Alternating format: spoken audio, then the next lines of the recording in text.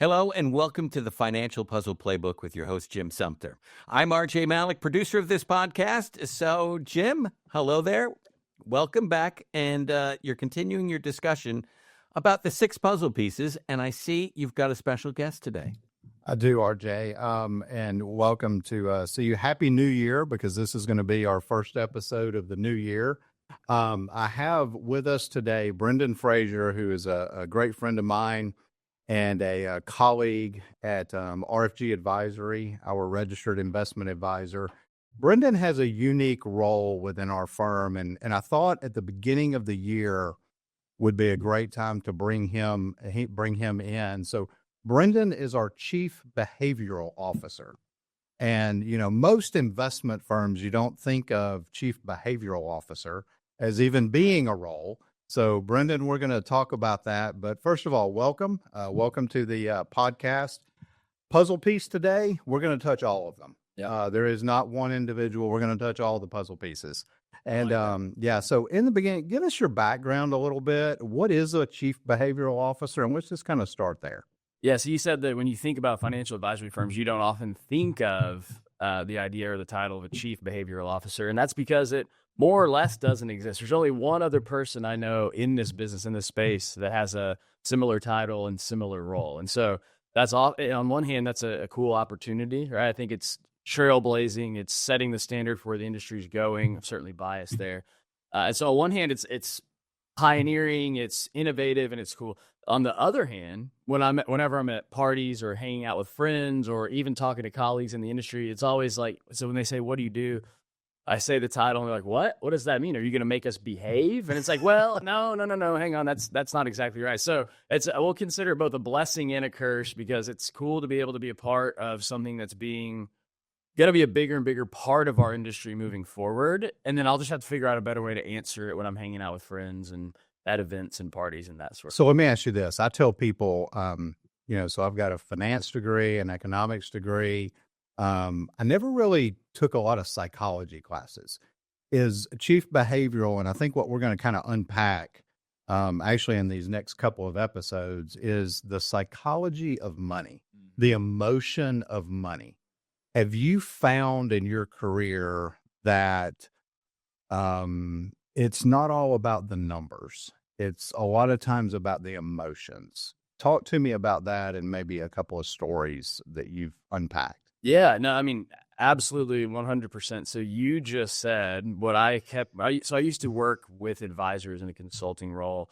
And so I got to meet with and talk to advisors around the country all day, every day.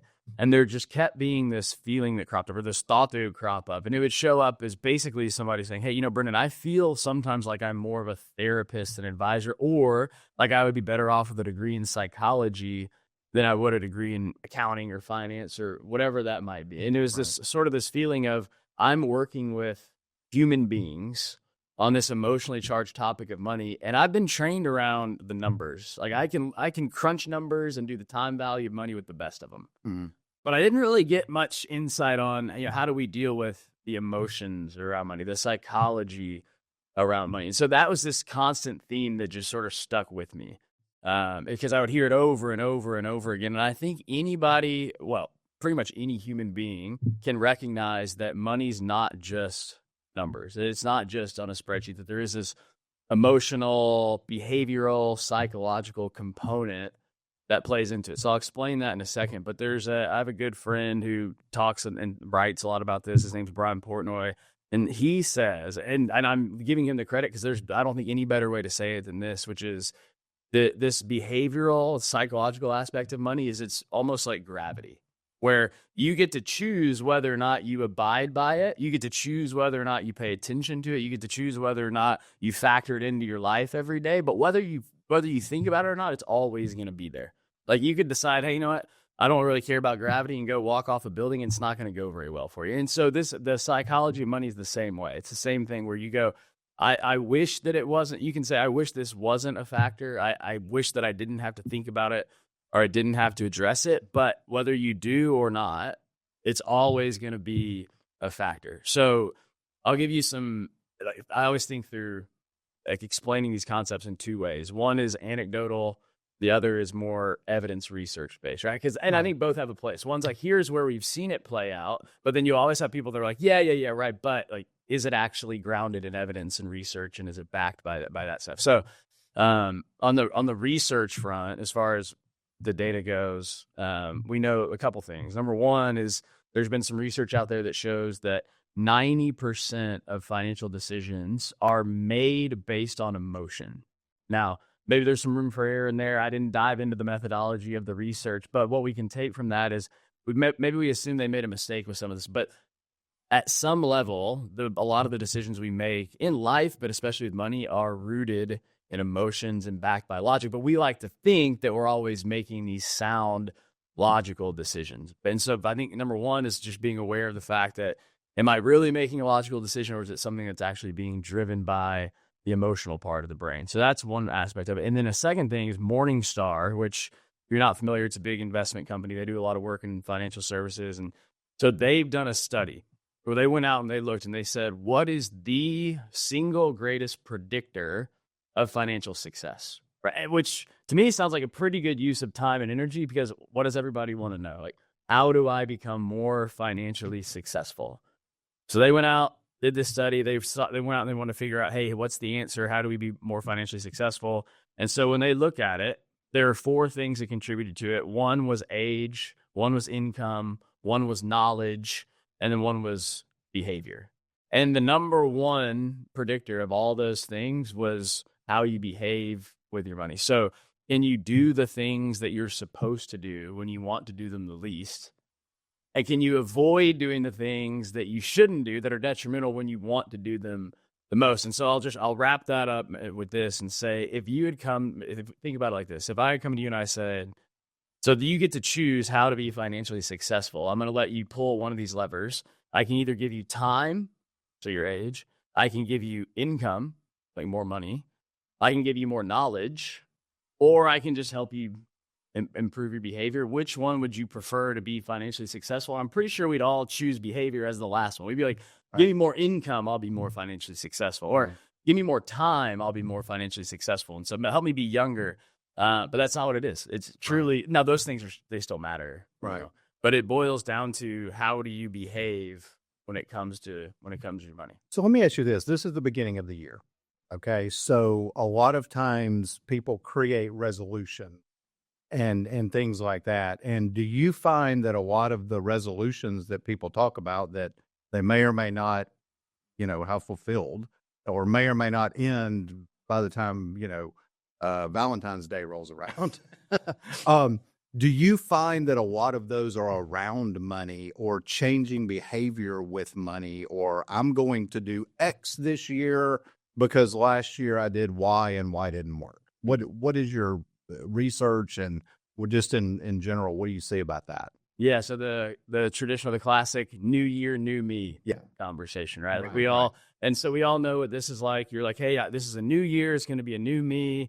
You try to create new goals. Maybe you're like, hey, I'm going to create some SMART goals that follow that framework. I'm going to download this new app. I'm going to do this. And we all get excited to put these things into place at the beginning of the year. It's why it's such a thing, right? Right. We get it. We go, hey, all right, this is a new year. I can be a new me. And so here are all my big plans and resolutions. And you just alluded to this, but I've been doing some work for some content that I'm working on, and something different, where I've been researching this idea of New Year's resolutions. And I spent about 15 minutes looking at the failure rates and studies around the failure rates and what contributes to it, what leads to it. And there's a lot of statistics that are out there as far as like, here is the date that most of them fail. Here is when most of them fail. The one thing I can tell you for sure is that the vast, vast majority fail. Wow. So the harshest statistic that I saw was that 88% of resolutions will be done. They'll no longer be in effect 2 weeks after the new year. 2 weeks, really? Yeah. The more encouraging one, we'll say, is that 43% are still left by the end of January. Okay. So what would that be? 57% are toast by the end of January. Wow. Okay. But then you keep going. It's like, it doesn't matter what study you look at. They all find these different things. Another one said that I think January 19th is the average date where your resolutions will fail. But it's the message. The numbers eventually, you can go down this rabbit hole, and it's like, well, what is the exact date? The message is the same. It's that it's really, really hard to change behavior is what it boils down to. Now, the reason why the reason why the new year creates this desire for change is what's known as the fresh start effect. Familiar with that? So in essence, what the fresh start effect is it's our brain sees time not as a continuum, but as chapters. And so any time in our lives when we have a fresh start, when we have a blank slate, we see it as a new chapter to write a new story, and we can blame all of our failures on the past. Like that was almost a different version of me, right? So you see, one area where you see this probably on a regular basis is if you've ever tried to eat healthy or diet, right? It's like a Saturday or a Sunday night, and you see some dessert sitting there. Maybe it's a drink over here. Maybe it's a cheeseburger, and you're like, I know I'm not supposed to have this, but I'll get back on it next week, right? Right. It's like that's the new chapter. Today's cheat day. Yes, exactly. Yeah. I mean, that one sounds way too familiar. Yeah. And so one of the more powerful, potent ones is the start of a new year. Right. We also see this around birthdays, especially milestone birthdays. So 40th birthday, 50th birthday. It's like you're entering this new area, this new realm, this new chapter of life. You have a blank slate. Now, what's interesting is that the data actually shows that that's when changing behavior is more likely to happen. Because you're not as entrenched in all the things that you've done. You're ready to create something anew. Another example would be whenever you move, if somebody were to have a baby, they find that a lot of behavior change happens after you have a baby because you don't have any preset routines in your life around how to raise a baby. And you don't have you're having to create a whole new path, a whole new routine in your life. And so you're more primed and ready to change at that point. So that's why it happens. But the main thing I think we need to know, or the main thing we need to hear as far as we're in the new year, you've probably at this point thought to yourself, I want to be better this year with my money, with my health, with my career. Here are the goals that I'm going to set. You've probably had all that. The main message or the thing to know is that consistent, sustained behavior change is just really, really, really hard if you don't know the ways to do it right and the ways to do it most effectively. Otherwise, you become the 88% that 2 weeks in have already failed their resolution. That's very. I don't know if that's encouraging or not, but we'll address that. Yeah. So let me ask you this. So at CMC Financial, we talk a lot about puzzle pieces, and I always talk about these 6 big broad categories of cash flow and investments and insurance and tax and estate and retirement planning and things like that. Yep. Everything in my view always starts with cash flow. And if you talked about making changes and creating resolutions, and I think a lot of times it would be best to start with, the cash flow, the what's coming in, the what's coming out. You talked earlier about making emotional decisions around money. Let's start with cash flow and then kind of work through each of these. But what are some things in cash flow that would be good for listeners to maybe, have a resolution around? And follow-up question, do you find that it's better to make a lot of little changes or this big, I'm going to do this big change? What's your thoughts on that? Yeah, so it's funny to hear you say that because I've often thought or said that cash flow is the lifeblood of a financial plan. Sure, it's the absolutely. foundation. I'm sure you probably talked about that on here before, but it's true. It's Right. the lifeblood. So it's also one of the most painful parts of the financial planning process, right? Because oftentimes cash flow is associated with budgeting. And budgeting is not fun. It's painful. It's hard to do. And so honestly, the cash flow conversation, budgeting, I think is almost directly related to it. You can compare it almost directly to tracking calories and losing weight. Mm-hmm. Meaning, we all tend to think I'm eating pretty healthy. I'm doing pretty well. I feel like I'm not eating too bad. I'm not consuming too many calories. But if you've ever at any point decided, all right, I need to really buckle in and track your calories, I mean, 99% of the time you do it and you go, whoa, hang on. That's not what I thought. It's really not condemning, but it's a little bit convicting, right? Where you're like, oh man. And so when you put everything into the app and it gives you all your macros and all that kind of stuff, it's really telling. Yeah, you're right. You're like, I would guess that I probably eat no more than 2,500 calories a day.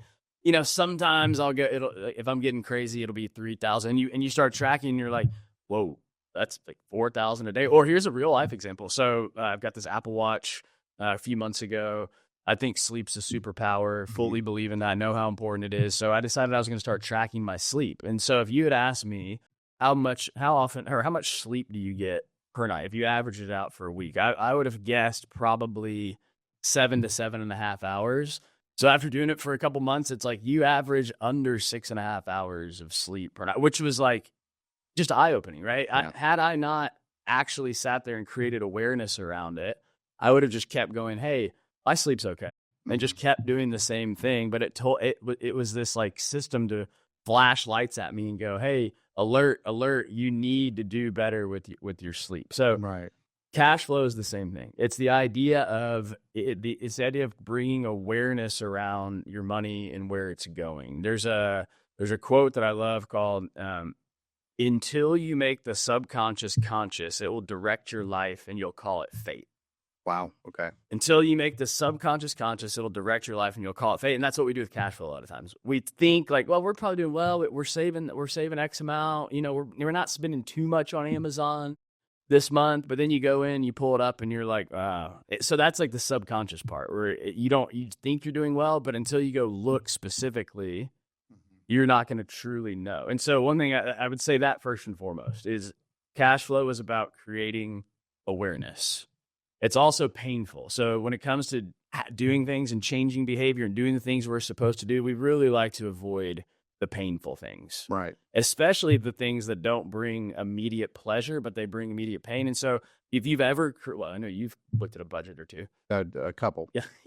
When you look at cash flow, you start creating awareness. It can be convicting. You can look at it and go, oh man, like I had no idea that we had that much going to. And I use Amazon because I think everybody can relate to that. Right. Right. But it could be anything. It could be the flip side of it could be like, I say that giving money to causes is important to me. I say that taking trips with my family is important to me. And you can look it up. You can look at your cash flow, start tracking it, and you realize like I'm not putting my money or in the areas that I say are important to me. So we avoid it for that reason as well. And so now I'm going to get to your question around like, what can we do about it? But I think oftentimes we always want to know what should we do? How can we get better at it? And I think we miss the more important question of what are the things that are keeping me from it? And so to get where you want to go, oftentimes you have to address the roadblocks that are in the way. So that's why I wanted to start with. Right. Here are some of the roadblocks, one of which is just it's a painful experience. In fact, I actually had a client one time who, when we did the cash flow part of her plan, sent me a message and literally all it said was, "Wow, that was painful." And it's like, yeah, that's exactly right. So yeah, but you already, we didn't even plan this, but you already hit on it. When it comes to cash flow and getting that lined up, probably one of the most helpful things you can do is not trying to do it all at once, but working in incremental steps. And so I look at it, I call it prioritizing progress, not completion, but progress. So break it down into small chunks and go, what's the very smallest step, the next thing I could do to help get this in place? And so maybe it's just, okay, I'm going to go print off all of my bank statements. I'm not going to enter them in the spreadsheet. I'm not going to send, but my task for today is to go print off all of my banks, or at least figure out where they are and pull them up so I can start looking to see where is this money going. Right. That's step one. Maybe step one is I'm gonna email Jim and ask him if he has a template that I could use to help figure out where the categories of spending. That's hard to do too. It's hard to start with a blank spreadsheet and go, here's where my money's going. But if you have one, and we have that if someone needs that, by the way. Right. Yeah, exactly. Right. And I've been in the same boat personally, where I try to do it from scratch. I was like, that's too hard. So you go find one that helps you fill in the blanks. And it's like, how much are you spending on house cleaning, insurance? And it lists them all out. It's just a much easier flow to the exercise. It's still not fun, but it's another small step you can take. So prioritize progress. Don't think you have to sit down and have it fully mapped out and done and completed just in one sitting. Well, that's true with the financial plan too, because when we sit down and talk with someone about creating a financial plan, we always say, this is not something that we're going to do in a week. We're going to create a book and we're going to put it on the shelf and never look at it again. Financial planning is a process. And over the course of, I generally say a year, over the course of a year, we're going to touch on all of these areas. We start with cash flow. Let me jump to the end just a second, which is estate planning, the insurance planning, things like that. Things that people don't like to talk about because it is emotional, because they're thinking about transferring wealth to the next generation. So my question around this is, what are some things that you've seen that are preventing people from actually acting on that? Because, and I talked about this in a previous episode. I'll use a will, for example. If someone passes away without a will, what happens is the state they live in makes the decision as to who gets the kids, where the money goes, how it goes, and ultimately what happens. And that it's not a fun thing to talk about. It's a very emotional, a very psychological thing. Or you talk about insurances. And so we talk about, insurances are the what ifs, and we don't buy insurance so that good things can happen. We buy insurance to prevent and transfer risk of generally negative things happening. So if we tie both of those in, what are some thoughts around, again, new year, new decisions, new resolutions that we may or may not keep, but what are some things that we want to think about in this area? Again, it's going to be emotional, but how do you work through that? Yeah, so I think if we go back and zoom out for a second, look at a big picture theme here. The theme is oftentimes there's a gap between what we're supposed to do and what we actually do. There's a gap between knowing what to do and actually doing it. Or in other words, between knowledge and action, knowledge and execution, there's this gap. And we like to think that gap is filled by more knowledge, pursuing like better ways, figuring it out, right? So like, for example, I need to get my estate planning in order. Like I know that I'm supposed to do it. That's not the problem. I just need to do it. And so we think like, well, I need to figure out a little bit more information and then I'll do it. But the reality is that gap is almost always filled with behavior and psychological components, which you just alluded to. So a lot of times procrastination. Yeah. So what are some things that, how do you work through procrastination? Because I think procrastination is probably one of the things that prevents people from doing what they know they should do, from making those resolutions, from taking those next baby steps. Because it's like, well, I don't have quite all the information, or I need this, or what if this tax law changes, or I hear that the tax code is going to change in December of next year. Well, if I go ahead and make changes now, maybe that's too close to next year. Why don't we just wait and see? Let's see what Congress does. Do you see that? Is that what goes through people's minds? Yeah, I mean, without question. I'm also laughing over here thinking that if my wife knew that I was here talking about how to combat and overcome procrastination, she would literally be cracking up and say, why are you talking about that? And I say that because it's so funny. Like I think about this stuff, research it, learn it, think about how to apply it all day, and I'm still no better at it in my own life than the average person. So Daniel Kahneman's one of the godfathers of like behavioral finance. And he wrote like all these books, and he's out there with like, he's done studies and books, and he's known as like the guy.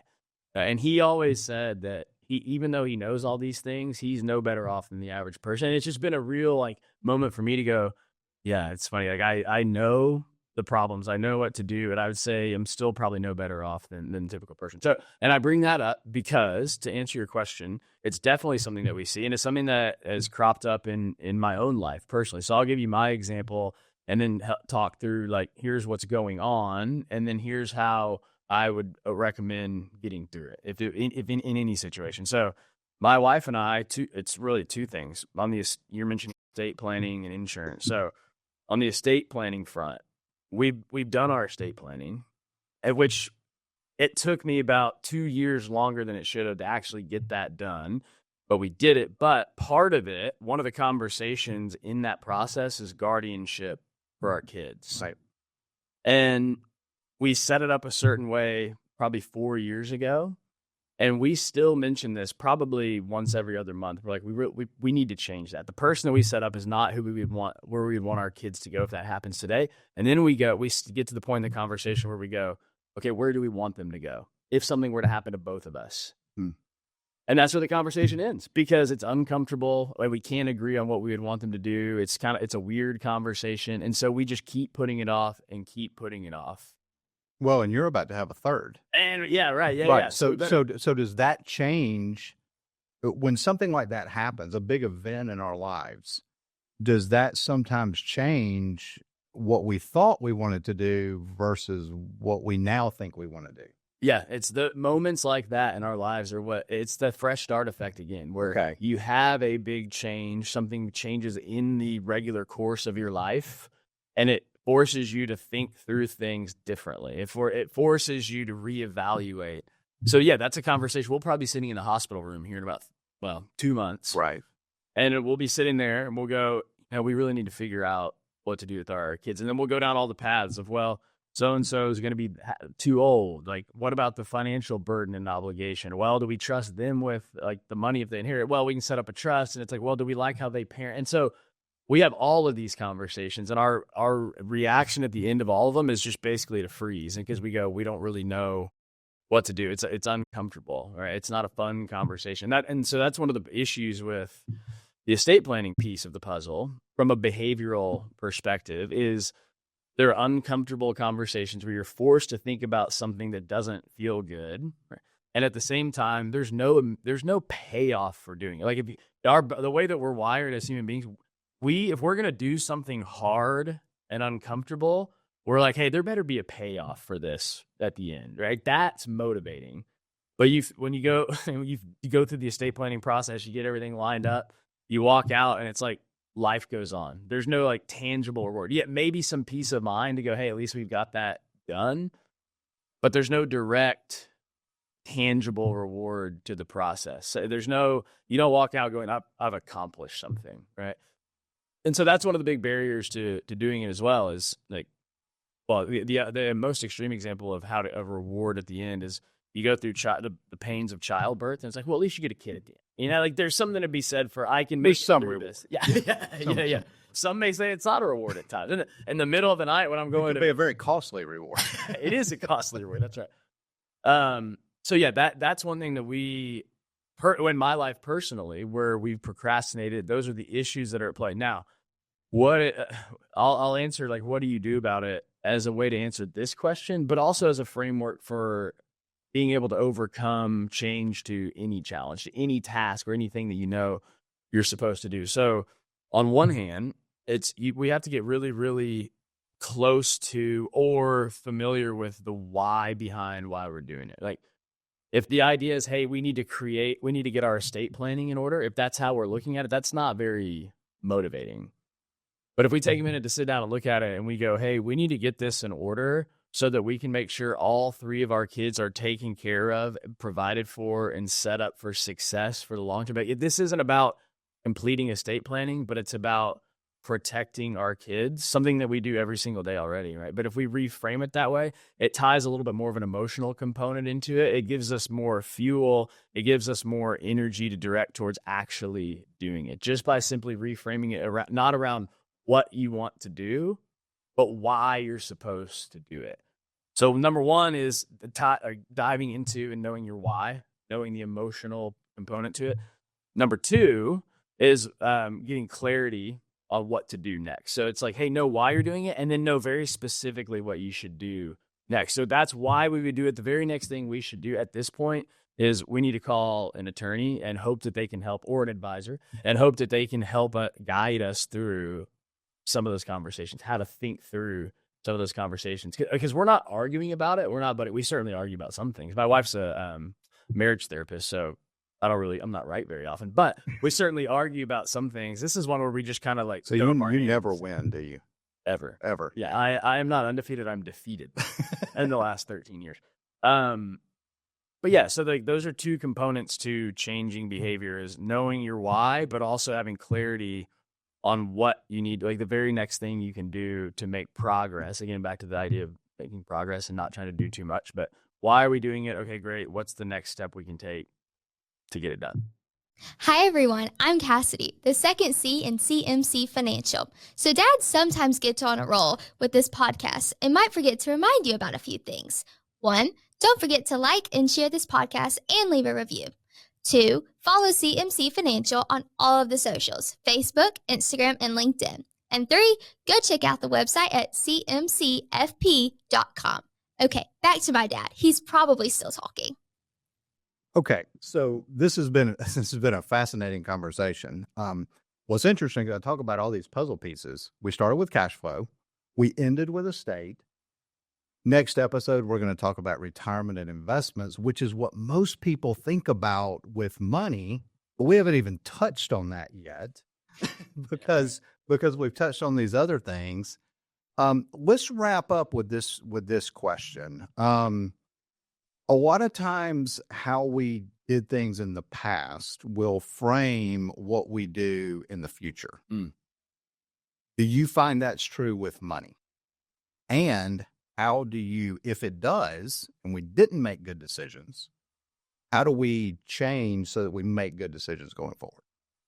Yeah. This is something that once you open your eyes to it, you start seeing it everywhere, and it really informs your financial decisions. So there's another quote that I like. Apparently all I do is like quotes, but the idea is in order to have a bigger future, have a better past.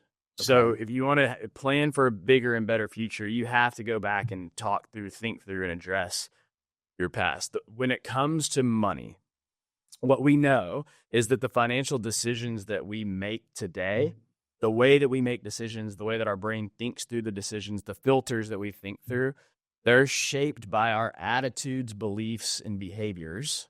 So what is a belief that I have around money? That informs the decision that I make.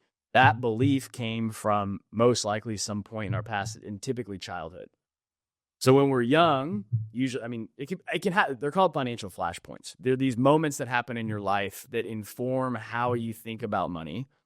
And then they show up today. When you have a financial decision, you're still relying on that same lens that you created from the past. So I'll give you an example. So remember this: it's your experiences from the past that form your beliefs that influence your decisions around money. The decisions from the past form your beliefs and how you make decisions around money today. So here's an example.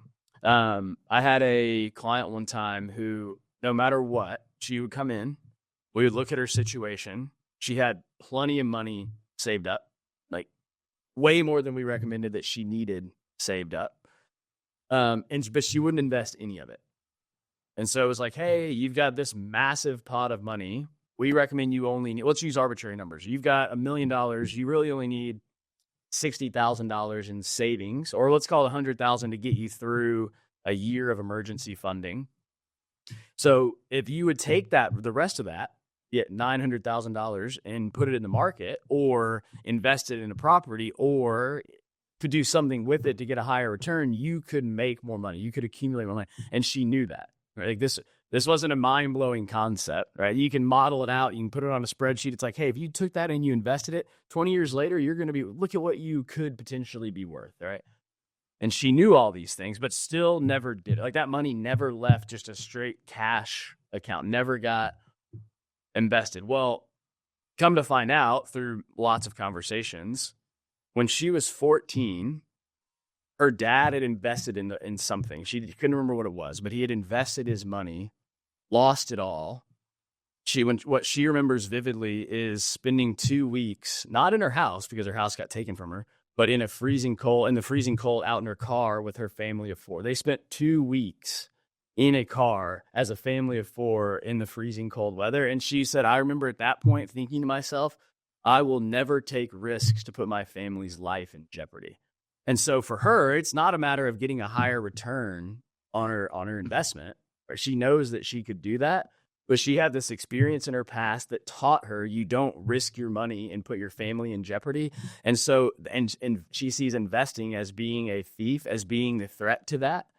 And so she won't, I shouldn't say she won't. She had a hard time getting over the hump of actually taking on the risk, because what she had learned from that was don't jeopardize your family in any decision to take money out of savings and put it into the market would jeopardize her family. And so it's just that she didn't even realize that's why she was doing it. That's the crazy, strange, and sometimes frightening part of it, is oftentimes these are subconscious beliefs that we don't even know exist, that we're making decisions based off of.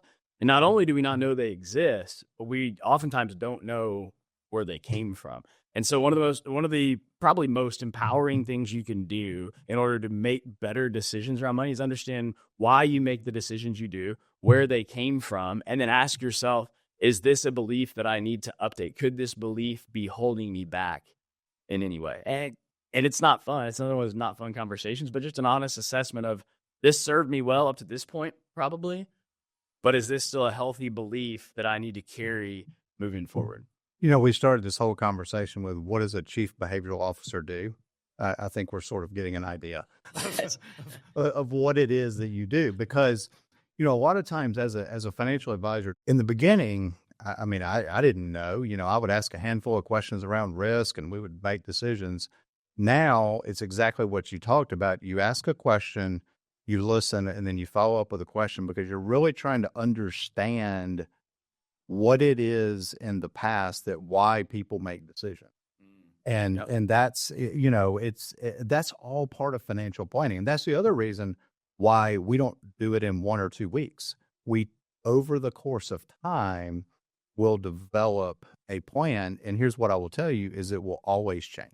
There will be things in life, i.e. another child coming in, that's going to be a change in your financial puzzle. Yeah. Because the way you had your financial puzzle 9 months ago or 7 months ago, before you found out that Shannon was expecting, now this is changing.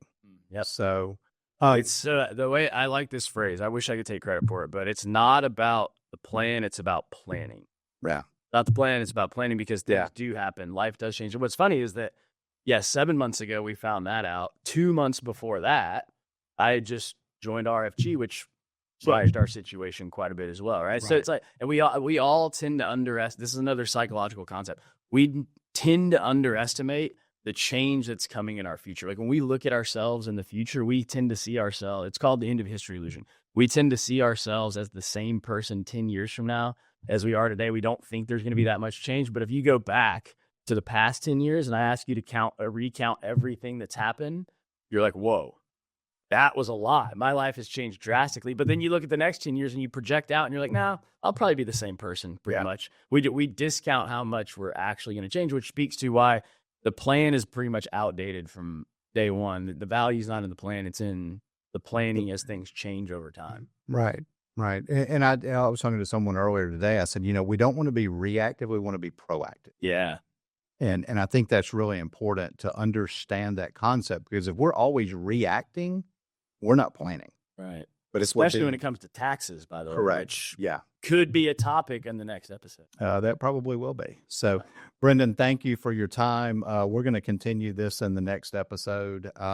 RJ, that's all I've got for the moment, but we're going to have some more fun here to come. Well, before you go, let's have Brendan give out his contact information. Okay.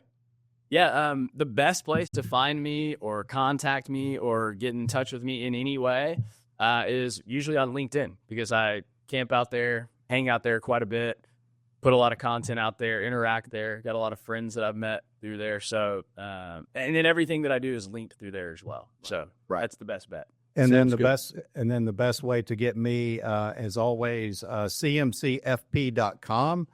You could always text or call 205-510-9074. We're on all the socials, including LinkedIn. So if you find my LinkedIn, find my friends, and you'll find Brendan as well. So, RJ, that's all we have for this episode. Fantastic. Thank you. And most importantly, thank you for listening to the Financial Puzzle Playbook podcast. We ask you to share this podcast, rate it, and leave a review, because this actually helps others find the show. Again, thank you for listening. And for everyone at Financial Puzzle Playbook, I'm RJ Malik, and we'll see you at the next podcast. Thank you for listening to the Financial Puzzle Playbook. Click the follow button to be notified when new episodes become available. Don't forget to follow us on social media by checking the links in the description. And contact us today by visiting our website at www.cmcfp.com or give us a call at 205-510-9074. Content here is for illustrative purposes and general information only. It is not legal, tax, or individualized financial advice, nor is it a recommendation to buy, sell, or hold any specific security, or engage in any specific trading strategy. Results will vary. Past performance is no indication of future results or success. Market conditions change continuously. This commentary reflects the personal opinions, viewpoints, and analyses of CMC Financial. It does not necessarily represent those of RFG Advisory, Private Client Services, their clients, or their employees. This commentary should not be regarded as a description of advisory services provided by CMC Financial or RFG Advisory, or performance returns of any client. The views reflected in the commentary are subject to change at any time without notice. Securities offered by registered representatives of Private Client Services, member FINRA SIPC. Advisory services offered by investment advisory representatives of RFG Advisory, a registered investment advisor. Private Client Services, CMC Financial, and RFG Advisory are unaffiliated entities. Advisory services are only offered to clients or prospective clients where RFG Advisory and its representatives are properly licensed or exempt from licensure. No advisory services may be rendered by RFG Advisory unless a client agreement is in place.